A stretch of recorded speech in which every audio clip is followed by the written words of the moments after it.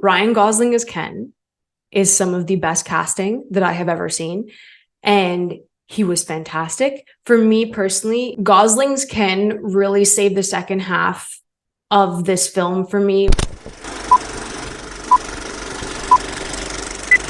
Hey everyone, welcome back to Candid Cinema. I'm Amanda, otherwise known as AMXND Reviews on Twitter, Instagram, and Letterboxd, and now Threads. Even though that kind of came and it went and it fell off so hard, I've clearly been away for a very long time, and that is because I just got back from Italy. I did a tour of the north, I had a little vacay, and naturally when I returned, I did Barbenheimer. So the first part of Barbenheimer, I of course went to go watch Barbie, directed by Greta Gerwig, and I enjoyed it, but you're going to get two different sides of me in this review. And the thing is, I really like Greta. I think she does some great stuff. She's such a strong voice in this community, in the film community. And I really liked what she did with this. I think there was a lot of ground to cover with Barbie,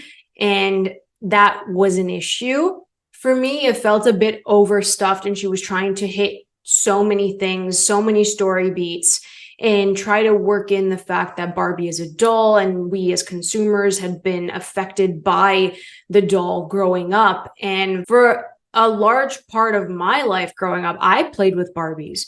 My mom passed down her love of Barbies, and I think that generation got the fun aspects of Barbie and different occupations and different versions of Barbie that they obviously they took off the market. That generation, people who were born in the 60s, who grew up with Barbie, had a different experience with the doll than my generation did. And I thought that was interesting. And Greta did incorporate that as well. So the focus was the brand and the impact. And then you have Margot Robbie, who's absolutely gorgeous as stereotypical Barbie. I loved her performance. She had so much heart and it was so emotional and grounded. And I love that. I love that she looks like Barbie. It's incredible how much she actually looks like her. But the thing is that it's twofold. You're seeing how the world thinks of the doll, and then it's actually affecting Barbie with these human elements. And I think that's really interesting how she incorporated that. But it's the fact that Barbie's been dragged through the mud because of the body structure of the plastic doll. According to people, it damaged people's body image. I'm like, it's a doll. I understand that. People took it a bit too far for Barbie, and I think that not many people really even gravitated towards the doll anymore, towards the Barbie doll, which was interesting. For a period of time, I think the early 2000s was when it was really tough. I remember all of that coming out, is that they were so skinny, and it's just very unrealistic body image of what women look like. And now what Greta tried to do was revive Barbie. It's like, this was the original meaning of this doll, and you guys twisted and turned it. The media twisted and turned it. And I like that this is kind of a revival of what Barbie was meant to be. And I like that aspect of it, because that's the first thing that I felt while watching it. It's like, well, people said that it was just, her being really skinny and being able to fit into all of these dresses. And it was just that narrative constantly being pushed. And Greta changed that, which is amazing, because you humanize the doll and what she meant. And then you have Ruth Handler, who's played by Rhea Perlman, in this very minor role. And she comes out and she says, I made this doll for my daughter. Her name was Barbara, and I named her Barbie. And I was just like, there's so much meaning behind this doll. So I like that Greta really just focused on the branding of Barbie. I love that. And she kind of changed that narrative with this. And I think that's why it's been hitting, $1 billion, apart from the fact that it's really fun and whimsical and witty and so adorable. And it also took me back to me being a theater kid. I was a theater kid, right? And you had this entire cast who was just adorable as hell. All of them are so cute in this. They had fun. They had fun. They were the blocking that they had to do like during these really weird fight scenes, or they have to pretend that they're swimming or they're running on the beach, and it's like they are dolls. So I think that even Greta incorporating that, they had this unrealistic expectation to promote a certain brand on top of that. They are living in Barbie land, right? And they still have this expectation to live a certain way in that land. So I think that when Barbie goes to our world, she expects something very close to that reality that she's been living in. And then she becomes like a product of the environment in our world because she starts breaking down. She starts breaking down because her owner, who is America Ferrera, ends up drawing her like with, existential crisis. She's depressed Barbie, all of this stuff. And I found that so realistic and just something that needs to be addressed, that women have to go through and live this every single day. And I like that as well. There were some great elements, as I said. I think the production design was a lot of fun.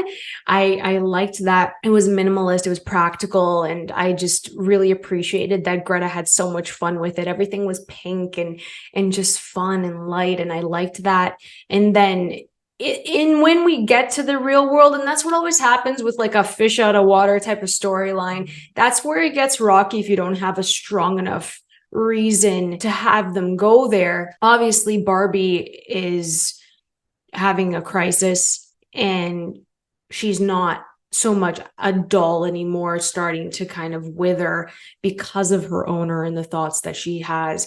So that's why she goes to the real world. But then Ken goes with her. Now, Ryan Gosling as Ken is some of the best casting that I have ever seen, and he was fantastic. For me personally, Gosling's Ken really saved the second half of this film for me. It was really funny what he was going through, and I'll get into that. But the whole storyline with like Barbie and the Mattel executives, that's where it became a bit too meta, and it lost me a bit in the real world. It lost its footing. And that happens a lot when you're taking out like one character and putting them in another environment. And I think that this was just, it was hard to wrap your head around it. Like I really went in with an open mind, 100%, but there was just something not flowing. I flowed in Barbie Land. I loved everything in Barbie Land, but the real world just, I don't know. Maybe it's meant to do that. Maybe we're like, oh God, like, why are we here type of thing. I don't know, but the transition wasn't that strong. And here's the thing.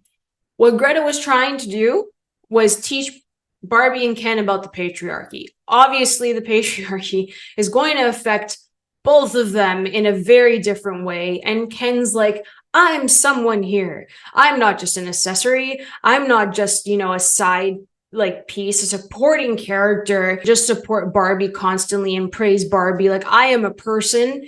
And that's kind of how, women feel on a daily basis, where Barbie felt the complete opposite. She felt like Ken. So I guess they traded, but it could have been executed a bit better. I think the script was good. It was very sharp.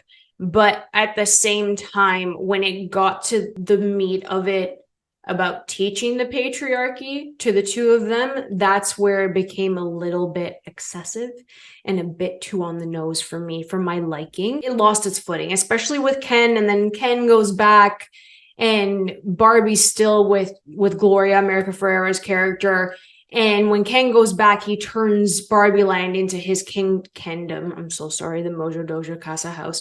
He turns it into his world and kind of destroys what Barbie Land was originally. Again, that's where it lost me, because I felt like there was not much to Barbie's story. I felt like it centered on Ken afterwards, which annoyed me, because as much as I love Ryan Gosling dancing, as much as I love that he had a whole musical number, I'm Just Ken is like on repeat for me. As much as that is amazing, I felt Barbie got cast aside. I don't know.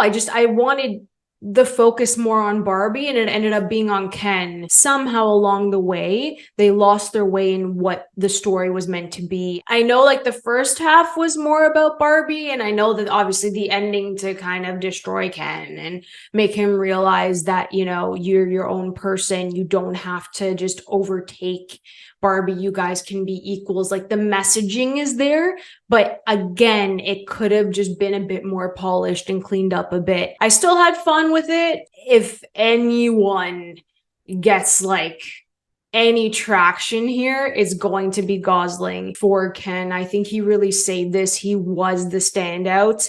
And again, I love the production design. I thought the soundtrack was bumping. It was a lot of fun. I think that the cast did a great job, but there are just some things with the script that just did not work for me, and it could have been executed better. I gave Barbie a 3.5 out of 5. I had fun. I laughed. Will Ferrell's hilarious in this as well. And I loved America Ferrera's monologue. I think that monologue was said at the right time. It was placed at the right time. And it wasn't preachy. Again, you're teaching Barbie. You're teaching stereotypical Barbie who literally doesn't know her place because she's stereotypical Barbie. She's not like a leader. She's not a physicist. She's not someone who's going to win the Pulitzer Prize. She's just there existing. And I like that they showed that as well, because there are a lot of people who feel lost, and there are a lot of women who feel lost sometimes. And I think that that monologue that America Ferrera delivers just focuses on what Barbie can do for herself, you know, in the real world, and explains the real world. I think a lot of women need to hear that. I think a lot of men need to hear that monologue. So I think that it worked out in that case. There's some pieces of this when we're talking about the female experience that Greta really nails, and it works, and it's not over the top with it. It's not like really just driving it home. There's some aspects that really worked and became effective in this. So yeah, I gave Barbie a 3.5 out of 5. I liked it. I really did. I enjoyed watching it. It was fun, you know, dressing up all in pink and going to watch it. I'm very happy it hit $1 billion. For Margot Robbie and for Greta Gerwig, that is incredible. It's monumental, and I'm just so proud of them. Even though I didn't love it, I still want to see women behind the camera winning. So if you guys enjoyed this review, please like and subscribe. Let me know in the comments below if you enjoyed Barbie, because I really want to hear what you guys think of this. And I'm sorry I was away for so long. It's been a really hectic summer, but don't worry, I have some stuff planned for you guys. You guys can always follow me over at AMXND Reviews on Twitter, Instagram, and Letterboxd, and Threads. I am there. And if you guys want to help me grow this wonderful channel, you can find out ways to do that in the bio below. I'll catch you guys next time. Keep watching movies.